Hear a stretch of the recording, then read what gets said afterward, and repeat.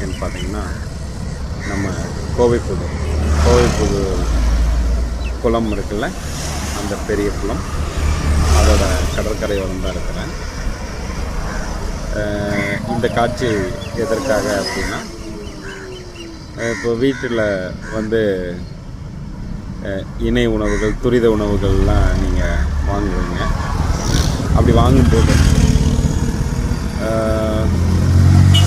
கொஞ்சம் இந்த மாதிரி காக்கா, குருவி, மைனா குருவி, சிட்டுக்குருவி, காக்கா அவங்களுக்கு இந்த மாதிரி ஒரு குளத்துக்கரையோரமாக போகும்போதோ கொஞ்சம் வாங்கி அப்படியே நீங்கள் கொட்டிட்டீங்கன்னு வச்சுக்கோங்க.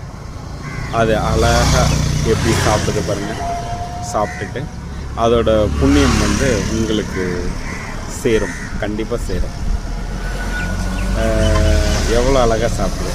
இதை இந்த மாதிரி நீங்களும் கொஞ்சம் வாங்கி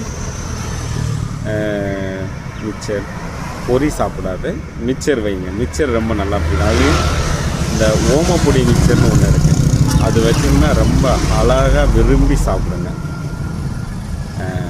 நீங்களும் அடுத்த முறை இந்த மாதிரி ஏதாவது பயணம் பண்ணிங்கன்னா அந்த மாதிரி அதற்கு வைங்க.